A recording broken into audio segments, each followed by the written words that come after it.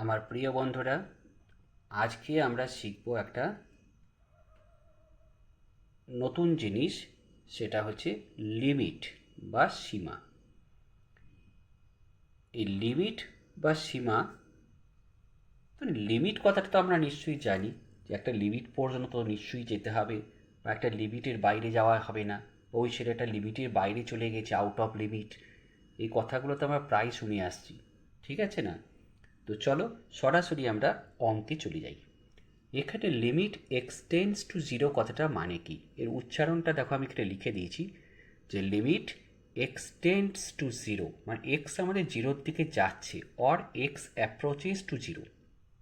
ঠিক আছে, এটা একটা নাম্বার লাইন। এই নাম্বার লাইনে এই পয়েন্টটা হচ্ছে এক্স ইকাল টু জিরো। এইদিকে আমাদের যেমন 1 2 3 4 করে আমাদের প্লাস ইনফিনিটি পর্যন্ত যাচ্ছে, এদিকে তেমনি -1 2 -1 -2 -3 করে মাইনাস ইনফিনিটি পর্যন্ত যাচ্ছে।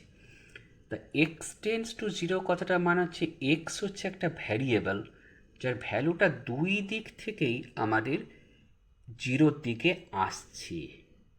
এবার আসছে বলতে এটা একেবারে কাছে চলে আসছে, কিন্তু এটা জিরোর নয়। ঠিক আছে, যেমন একেবারে কাছে চলে আসছে বলতে ব্যাপারটা, যেমন কেউ হয়তো ভাবছে 0.5টাই হয়তো এক্সে খুব কাছে চলে এসছে, কেউ হয়তো না 0.4, কেউ হয়তো ভাবছে না 0.2, 0.1, কেউ বলছে না 0.01, 0.001। ঠিক তেমনি এই দিক থেকেও বাড়তে বাড়তে ভ্যালুটা এক্সের জিরোর দিকে একেবারে চলে আসছে, বাট জিরো নয়। তখন আমরা বলবো যে এক্স টেন্ডস টু জিরো, কথাটার মানে তাই। ঠিক similarly x tends to one, x tends to two, প্রত্যেক ক্ষেত্রেই ব্যাপারটা তাই। কিন্তু এবার কাছে চলে আসছে বলতে এরকম তো ধোঁয়াশার মধ্যে রাখা যাবে না, তাই তার একটা লিমিটিং ভ্যালু তো নিশ্চয়ই থাকবে। সেই লিমিটিং ভ্যালুটা হচ্ছে এক্স ইকাল টু জিরো। কিন্তু আমরা যেহেতু এখানে লিমিটের অঙ্ক করব, সেই জন্যে প্রত্যেক ক্ষেত্রে আমরা কিন্তু টেন্স টু লিখব এবং সেখানে লিখে দেবো x not equal to zero, যদি এক্স টেন্স টু জিরো থাকে। ঠিক আছে, আচ্ছা। এইবার লিমিটের অঙ্ক করতে গেলে কতগুলো স্ট্যান্ডার্ড ফর্ম আছে, ফর্মুলা না বলে সেগুলোকে আমরা বলছি স্ট্যান্ডার্ড ফর্ম। সেই স্ট্যান্ডার্ড ফর্মের মধ্যে আমাকে যাই অঙ্ক দিয়ে দিক না কেন, আমাকে সেই স্ট্যান্ডার্ড ফর্মের মধ্যে এসে যদি কোনো একটা ফর্মে অঙ্কটাকে ফেলতে পারি, তাহলেই কিন্তু আমার অঙ্ক হয়ে যাবে, মুহূর্তের মধ্যে অঙ্কটা হয়ে যাবে। তো সেই স্ট্যান্ডার্ড ফর্মগুলো কি, সেই স্ট্যান্ডার্ড ফর্মগুলো একে একে আমি লিখছি। মোটামুটি কতগুলো স্ট্যান্ডার্ড ফর্ম আমি এখানে লিখেছি। Limit এক্সটেন্স to zero sine x equal to zero, limit এক্সটেন্স to zero cos x equal to one, tan x equal to zero. আচ্ছা, যে জিনিসগুলো আমাদের বেশি লাগবে সেই জিনিসগুলোর পাশে আমি একটা করে টিক দিচ্ছি, এইটা আমার খুব কাজে লাগবে। Limit এক্সটেন্স to zero sine x by x equal to one, এর একটা ডিরাইভড ফর্মুলা আমরা বার করে নেব, কারণ আমাদের তো এখনকার সময় বুঝতেই তো পারছো, এখন আমাদের অবজেক্টিভের সময় মাল্টিপল কোশ্চেন টাইম এবং সময়ের খুব দাম। সুতরাং আমাদের এখানে যত ট্রিক্স আমরা বলবো, কারণ আমার এখানে চ্যানেলটার নামই হচ্ছে আমাদের সহজে অঙ্ক শিখবো, কত সহজে অঙ্কটা হয়ে যাবে সেটাই হচ্ছে আমার এখানে উদ্দেশ্য, কঠিন করে দেখানোটা আমার উদ্দেশ্য নয়। Limit এক্সটেন্স to zero sine m x by x equal to m, এখানে এম মানে হচ্ছে এক্সের কোঅফিসিয়েন্ট, এক্সের কোঅফিসিয়েন্ট যা থাকবে সেইটাই উত্তর এসে যাবে। ঠিক আছে, ঠিক similarly limit এক্সটেন্স to zero e to the power x minus one by x equal to one, তাহলে এখানে যদি e to the power m x থাকে তাহলে উত্তরটা আমাদের এম আসবে। Limit এক্সটেন্স to zero log of one plus x by x equal to one, তো এখানেও যদি আমাদের log of one plus m x by x মানে এক্সের কোনো কোফিসিয়েন্ট থাকে, তাই উত্তরটাতে আমার এম আসবে। ঠিক আছে, ফর্মুলা বলার থেকে এগুলোকে ফর্ম বলা ভালো। আমার অঙ্কগুলোর মধ্যে আমি এই ফর্মগুলোকে নিয়ে আসার চেষ্টা করব। তাহলে চলো শুরু। আমাদের প্রথমেই আমাদের ট্রিক্স থেকে শুরু হয়ে যাক। Limit এক্সটেন্স to zero sine 3x by sine 2x। আমি প্রথম একটু দেখাচ্ছি, এটা পরে মনে মনে করবার চেষ্টা করবে। লিমিট এক্সটেন্স টু জিরো, আমি যদি এখানে নিউমারেটর ডিনোমিনেটরকে এক্স দিয়ে ডিভাইড করে দিই, তাহলে আসছে আমাদের limit sine 3x by x, limit এক্সটেন্স to zero sine 3x by x, আর নিচে আসছে limit x tends to zero sine 2x by x, তাই তো? তাহলে উপরে সেই একটু আগে আমি ফর্মুলা শিখিয়েছি যে limit x tends to zero sine m x by x হলে এম হয়, তাহলে উপরটা হয়ে গেল 3, নিচেরটা হয়ে গেল 2, ব্যাস উত্তর হয়ে গেল। পরের অঙ্কে চলে এসো। পরের অঙ্কতেও আমি আর দেখাচ্ছি না করে, এখানে যদি আমি নিউমিনেটর এবং ডিনোমিনেটরকে এক্স দিয়ে ডিভাইড করে দিই, তাহলে উপরে কি পেয়ে যাব?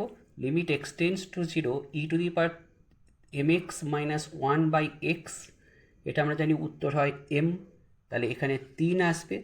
আর নিচে আমাদের limit x tends to zero sine 2x by x আসবে, মানে sine m x by x মানে এম, এম এখানে 2 আছে, ব্যাস তাহলে উত্তর হয়ে গেল। হচ্ছে না মুখে মুখে কত সুন্দর ভেল কি। 3 নম্বর অঙ্ক। 3 নম্বর অঙ্কে দেখো limit x tends to zero 1 plus log of 1 plus 2x by e to the power 2x minus 1 আছে। এটাকেও যদি আমরা নিউমিনেটর ডিনোমিনেটরকে এক্স দিয়ে ডিভাইড করে দিই, তাহলে উপরে এসে যাচ্ছে limit x tends to zero log of 1 plus 2x by x. এটা এক্সটা কিন্তু বাইরে থাকবে, হ্যাঁ, এটা লিখবার সময় আবার এমনি লগের ভেতরে ভর দিও না যেন। এটা হচ্ছে log of 1 plus 2x by x, এমনি আমি দেখিয়ে দিলাম e to the power 2x minus 1 by x, এমনি। তাহলে আমরা জানি ওই সেই log of 1 plus m x by x ফর্মটা এখনই শেখানো হয়েছে, ওর মানে এম উত্তর আসে, তাহলে ওইখানে উপরে 2 আসবে, নিচে 2, মানে হয়ে গেল 1। ঠিক আছে, রয়েছে এই যে তোমরা দুটো অঙ্ক লিখেছি, এইটা তো আমি ওইভাবেই করব। কেউ ইচ্ছা করলে এটাকে e to the power minus এক্সটাকে 1 by e to the power x করে এটাকে এলসিএম করে করতে পারে, কিন্তু আমি তো সেই ট্রিক্সেই যাব। হ্যাঁ, limit x tends to zero e to the power x minus 1 minus e to the power minus x minus 1 by x. ঠিক আছে, দুটোকে যদি আলাদা করে ভেঙে নিই, তাহলে আসছে যে আমার limit x tends to zero e to the power x minus 1 by x minus limit x tends to zero e to the power minus x minus 1 by x. এইটা তো 1 জানি, আর মাইনাস, আর এখানে যেহেতু এম মানে এখানে মাইনাস 1 আছে, তাহলে এখানে মাইনাস 1 এসে যাবে, 1 প্লাস 1 মানে এর অ্যান্সার হয়ে যাবে 2। ঠিক আছে, আর যদি এই অঙ্কটা যদি আমরা করতে যাই, তাহলে দেখা যাচ্ছে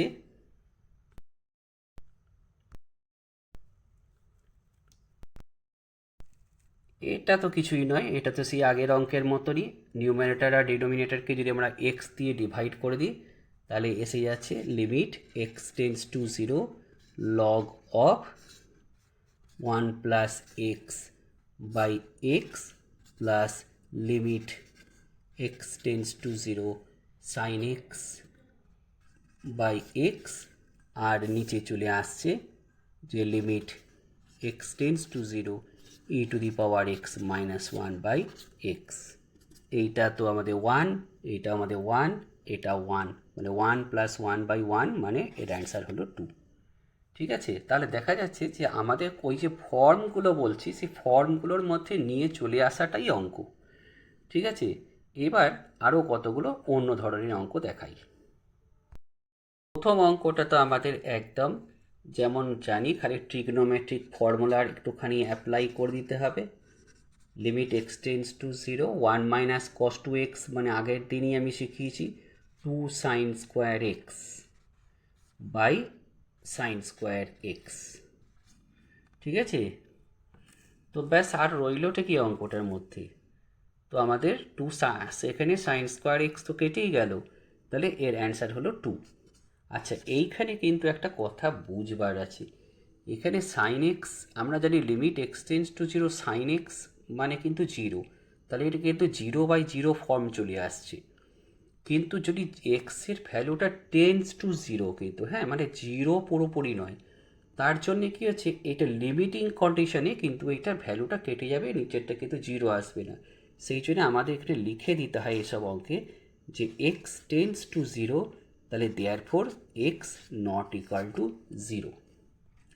ঠিক আছে, সেম অঙ্কটাই যদি আমাদের এমনি থাকতো তাহলে আমাদের কি হতো, যে limit x tends to 0 2 sine square x by x square, টুটাকে আমরা বাইরে বার করে দেবো লিমিটের, x tends to 0 sine x by এক্সের হোল স্কোয়ার, এমনি করে লিমিটটাকে আবার হোল স্কোয়ারের ভেতরে ভরেও দেওয়া যায়, এর মানে 1 1 স্কোয়ার মানে 1, তাহলে 2 অ্যান্সার। ঠিক আছে, এরকম থাকলে এরকম করে করব। যদি এমনি থাকে limit x tends to 0 sine x degree by x, এখানে কিন্তু ডিগ্রি থাকলে কিন্তু করা যাবে না, হ্যাঁ, কেননা আমাদের এখানে সাইন এক্স বাই এক্স যেটা করা হয়েছে কিন্তু এটা কিন্তু রেডিয়ান ইউনিটে আছে, তাহলে তোমাকে প্রথমে এটাকে চেঞ্জ করে নিতে হবে। আমরা জানি 180 ডিগ্রি মানে হচ্ছে পাই রেডিয়ান, তাহলে 1 ডিগ্রি মানে হচ্ছে পাই বাই 180, তাহলে এক্স ডিগ্রি মানে হচ্ছে পাই এক্স বাই 180, তাহলে জিনিসটা হয়ে গেল limit x tends to 0 sine pi x by 180 by x, ঠিক সেই আগের ফর্মুলা। এখানে দেখো এক্সের কোএফিসিয়েন্ট পাই বাই 180 আছে, তাহলে উত্তরটা আমার পাই বাই 180, এটাই উত্তর হয়ে যাবে। ঠিক আছে, আরও অনেক ধরনের মজার মজার লিমিটের অঙ্ক আছে, সেগুলো আমরা দ্বিতীয় এপিসোডে যাব। তা আপাতত একটা লাস্টে একটা মজার অঙ্ক দিয়ে আমি লিমিটটাকে আজকের মতন শেষ করব।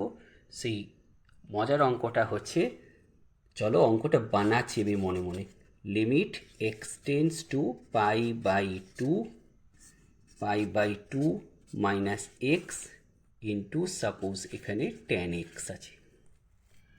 ঠিক আছে, এইখানে আমি ওই লিমিটিং ব্যাপারটাকে বোঝাবার জন্যই অঙ্কটাকে নিয়ে এলাম, কারণ এতক্ষণ তো খালি ফর্মে পড়ে যাচ্ছি, কিন্তু ওই যে বললাম যে x tends to pi by two মানে এক্সের ভ্যালুটা পাই বাই টু এর থেকে সামান্য বেশি, এক্সের ভ্যালুটা পাই বাই টু এর থেকে সামান্য বেশি, অথবা এক্সের ভ্যালুটা পাই বাই টু এর থেকে সামান্য কম।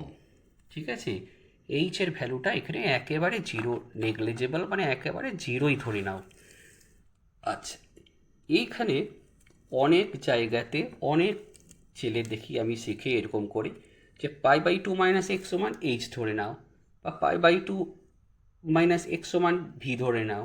ঠিক আছে, কিন্তু কেন ধরবো সেই জিনিসটা বোঝাবার জন্যই আমি এই অঙ্কটাকে নিয়ে এলাম।